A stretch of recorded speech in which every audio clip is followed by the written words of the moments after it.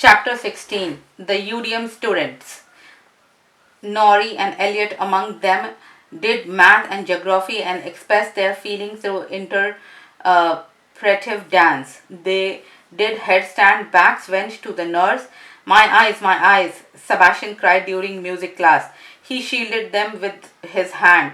If you have to sing, can't you at least sing on keys? If you have to complain, can't you at least do it in your head? Andres called from the ceiling. Sebastian looked up and stuck out his tongue. Andres grinned. Nori suppressed her smile. There might be some things she'd miss once she got transferred out of UDM class. Later in the morning, Miss Starr guided them through a centering activities.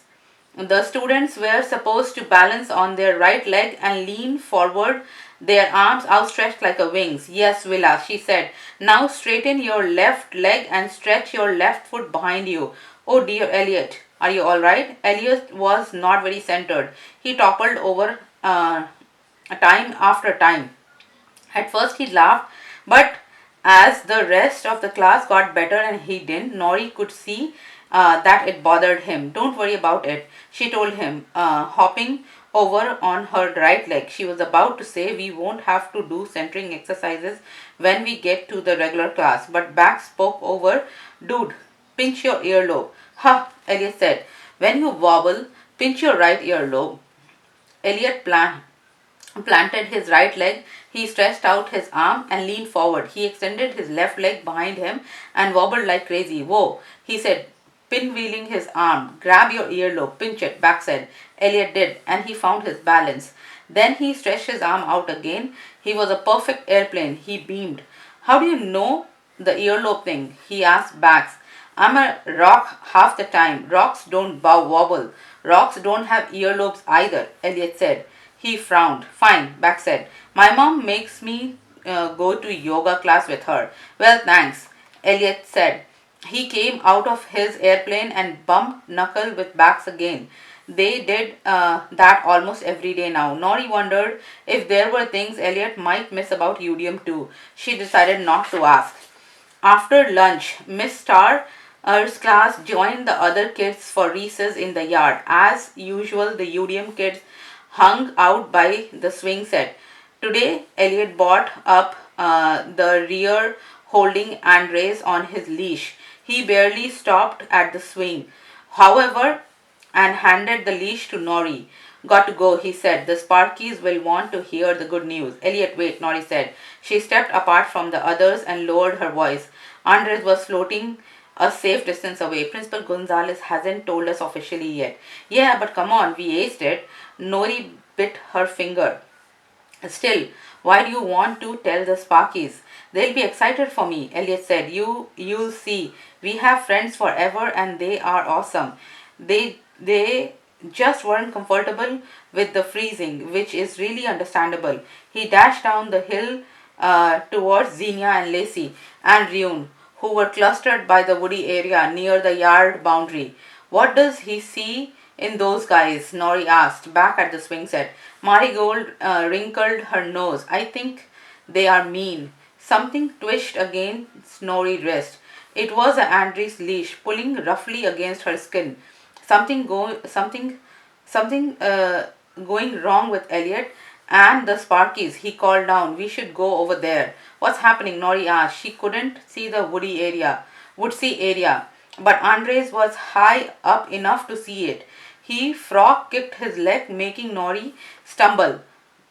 Nori, let's go. Those guys are being jerk. Nori and other UDM took off a sprint. Nori pulled Anders along. They found Elliot just past the tree line, where it was hard for the lunch ladies to see. He was with the Sparkies in the shadowy spot between two oaks. They had him backed up against a tree. Lacey held a stick that was on fire. Come on, just one for each of us, Xenia was saying. You don't understand, Elliot said. I am normal now, but we really want popsicles, Lacey said in a baby voice. If you were really our friend, you'd make us some. She waved the flaming stick at Elliot's head.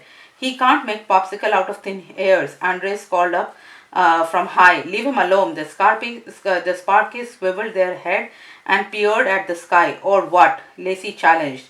You will spit on me? Xenia laughed. Seriously? Said Bax. Elliot, come over here with us. Elliot hesitated for a second, but then came to stand with the UDM kids. Don't mess with him again, Bax said to the Sparkies. Oh, I'm scared, said Lacey. Big bad Bax might turn into rock. Bax snarled. If I do, I hope I land on your foot. Now, Lacey, don't be mean, Xenia said. Bax can't help it and he is always turning into a rock. He is just wonky. She swept her hand in an arc. They all are. We are not wonky, said Willa. We are different. No one says wonky anymore, added Marigold. It is so old fashioned. You sound like my grandmother. Changing the label doesn't change the fact, said Lacey. Ask anyone. You guys are wonky as skunk with an elephant trunk. Oh, that rhymed. She laughed. Wonky as skunk with an elephant trunk. Don't, Nori snapped. Lacey smirked. Wow, great comeback. Stop it. That's all you have got to say? Lacey retorted. She walked towards Nori. It blows my mind that your father is a headmaster of Sage Academy while you are just you. Wonky, weird, and so smelly. Andres muttered under his breath. Then he hooked up a huge loggy and puff, a mouthful of landed smack on the Lacey's head. It snagged down her forehead and oozed behind her glasses. Ew, said Xenia. Lacey, that is super gross. Rune laughed. Lacey screwed her mouth into an ugly shape and flung her hand in Andres' direction. There was a spark, and Andres' leash started to smolder. Tiny tongue of flame shot out. Nori screamed. Andre's leash was on fire. She cried, You guys help! Andre yelled in fright. The flames reached higher. Villa frowned and pressed her finger to her temples. Nothing happened. Nah, I don't rain outdoors yet, she wailed. Sebastian stood helpless. Marigold too. I would shrink the leash, she said, worrying her hand. But what if this makes his clothes catch fire? The leash was burning away. Now only the thread kept Andres from ballooning into the space, the heat reaching Nori's hand, but she held tight. Help! Andres cried. If the leash breaks, I shall keep going forever. I shall get a flyer from up in the yard, Marigold said. Sebastian grabbed her arm. Won't help. The only kids out there are fifth graders, so they can only fly 2 feet up. Marigold finished. And the lunch ladies, they are all fuzzies. Nori breath came fast. She shot Elliot a desperate look, but because she knew what needed to be done, and so did he. You have to help, she told him. Come on, you can do it. He hesitated. You have to. Forget this stupid box of normal. Andres need help. Elliot pressed his lips together. He flung his fingers out with the intense determination, and the leaves froze from top to bottom. With a hiss, the fire was gone. Elliot, Nori cried thankfully. Yes, Andres' body sagged with relief. You are okay. We shall get you down, Nori called. Hand over hand, she started pulling the frozen leash towards her. You saved him. Marigold said to Elliot. I did it, Elliot said, but he hadn't. With a terrified sound, the frozen leash creaked. Splinter of the ice rained down. Crack! It snapped in two. No, Nori cried. Andres went up, his arms and legs flaying. Super fast, super high. Lacey laughed. Everyone else jabbered, throwing out panicked suggestion. Knock him down with pine cones. Throw a net over him. Get an advance flyer, quick. Sebastian sprinted back into school to get a teacher, but Andres was already high above and the tree tops. By the time Flyer arrived on the scene, Andres would be gone. Nori dug her fingernail into her palm. Andres was going up and up. Before long, no one would be able to save him. Unless Nori sucked in breath. First, she imagined her box of normal. Next, she imagined the walls of the box exploding outward in all directions. No more box, no more normal. Then she pictured a bird, big and fast and strong. She had never done a bird, never, not ever. And so many things could go wrong, but she concentrated with all her might, imagining wings and talons and eyes with perfect vision. Nori, yes, Elliot said. Bird Nori looked down to see Elliot jumping and clapping. Go Nori, Marigold urged. Hurry. Bird Nori swooped through the sky. Me, be I should go build a nest. No nest, Girl Nori commanded. Andres, only Andres. Bird Nori spotted him, a lumpish thing in a stripy shirt flying into sky without any feathers. Nah, thought Bird Nori, swerving away. I'd rather search for worm. He doesn't have feathers. But he is still your friend, Girl Nori told her bird self. And Bird Nori heard and listened. Bird Nori flew to the lumpish thing. She looked him straight in the eye. Wow, he was huge. She must be small. Bird Nori craned her neck to catch a glimpse of herself. Oh drat, Girl Nori thought. A blue word. Seriously? She had to grow, and that was all there uh, was to it. Grow. Girl Nori told herself, now, go on now, grow. She quivered, she strained, nothing. She was still a tiny blue bird with big Andres floating higher beside her. But why wouldn't she grow? Was Nori's stupid wonky magic so wonky that she couldn't even wonk it when she wanted to? Miss Star word came to her head. We should nurture what's inside us. Well, there was a lot of different magic inside Nori. The, that was for sure. When she drew her box of normal, it was a teeny tiny compared to the part of herself she had to leave out. And in the part of her she had to leave out, there was definitely magic that could make her grow. She knew it because of the skunk fan. I'm nurturing you, inner skunk fan, she thought. She nurtured it as hard as she could. Come on already. No luck. In her mind, she heard Miss Star voice again. Udem isn't about controlling your feelings, it's about understanding them. Okay, she would try.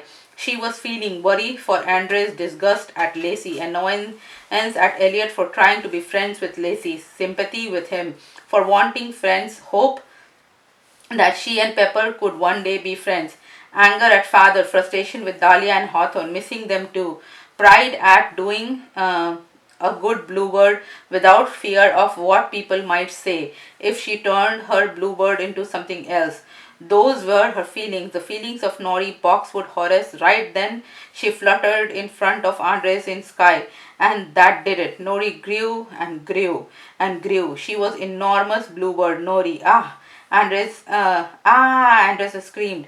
He kicked, trying to get away. Enormous bluebird Nori changed again. Her bird face shifted. She recognizes and stretchiness of her skin and flutter of her eyelashes. Now she had a girl face. Whoa!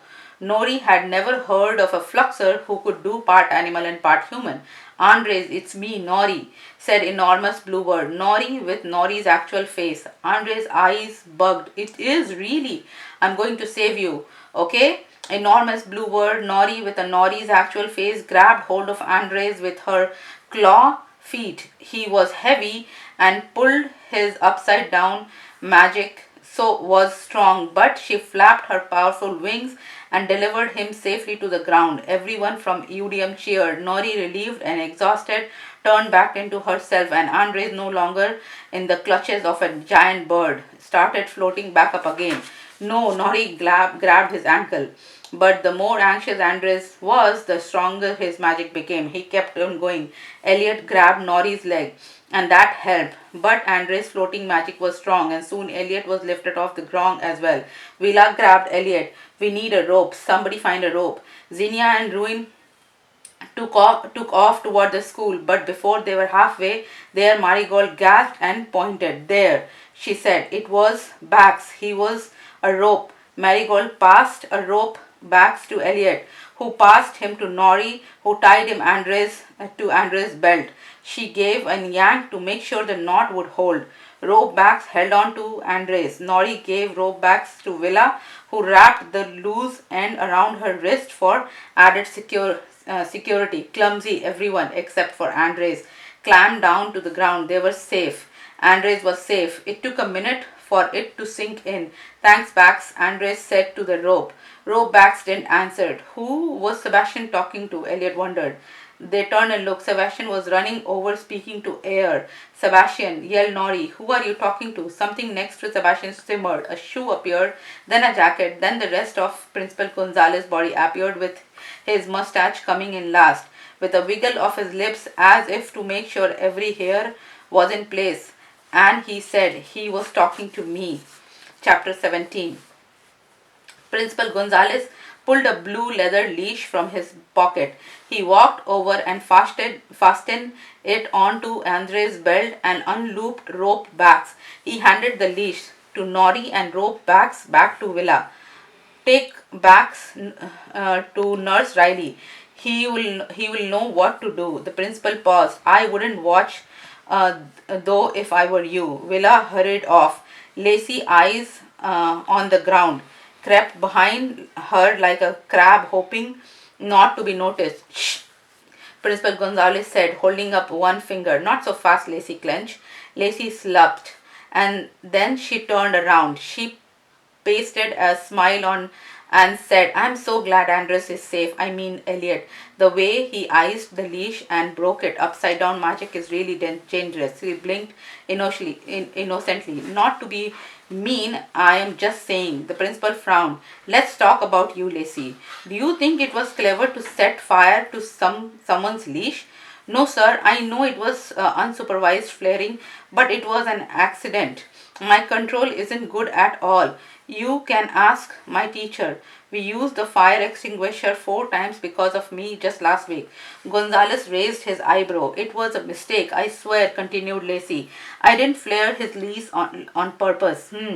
Principal Gonzalez said, you are lucky that UDM class acted so quickly and so creatively. He regarded her, otherwise he might have died. Do you understand? Lacey's face drained of color. Yes, sir. All right. Now let's talk about your manners. Would you like being mocked for your glasses or for anything else that separates you from others? Lacey swallowed and shook her head. I did not think so. I have to wear them. Lacey says they are prescription. I will not tolerate bigotry. Said Principal Gonzalez. I will not tolerate unkindness about race, gender, orientation, family, background, religion, weight, magical abilities, favorite candy, or anything else that distinguishes one person from another. Not here at Dunwiddle Magic School. It was an accident, whispered Lacey. Possibly what you did was an accident. But what you said to Elliot and his UDM classmate was most certainly a choice. We can discuss it more in my office. Xenia and Ryun are here now. Please go and join them. When Lacey was gone, Principal Gonzalez sent the UDM class back to Miss Starr's room. Everyone except Nori and Elliot. You can guess what I have got to say, can't you? Principal Gonzalez said Nori and Elliot once they were gone. Shame clogged Nori's throat. The pride swelled her up. Then shame, then pride. Her different magic had been on display for everyone to see. A giant Nori-faced bluebird. She would never live it down. But she had saved Andres. It was horrible. It was great. I think you are going to say that we did very good thing today, Elliot said. And that you are glad because we saved Andres. But we will have to work extra hard not to let our wonky magic take over again. Principal Gonzalez tilted his head. Is that truly your prediction? If we study the box of normal book, we shall get better, Elliot said doggedly. Especially, since we will be normal classes, nothing like this will happen again. Mr. Gonzalez, I promise. The principal's eyes were dark and very kind. Nori, Elliot, you belong in Miss Starr's class. What? Elliot said. Both of us? His breath hissed. It was just one small bit of ice to save Andres. Magic like yours needs the right kind of training, Gonzalez said. What happened with Andres has helped me realize that I probably knew all along. He pursed his lips.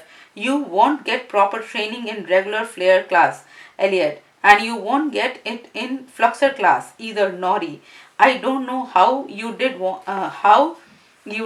what you did, but I am quite sure that Miss Starr's teaching played a role. Do you agree? Miss Nori nodded. Miss Starr's teaching has definitely played a role. Principal Gonzalez escorted them across the lawn. That's my verdict then. Upside down magic class is where you belong. Elliot looked stricken. But my decision is final, Principal Gonzalez said. He disappeared all at once with a slight popping sound.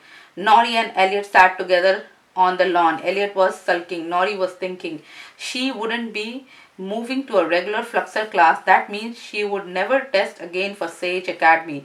And that means she wouldn't be going home. Disappointment washed over her. Could she find a bright side? She decided to compliment Elliot. At least she could help him feel better about himself.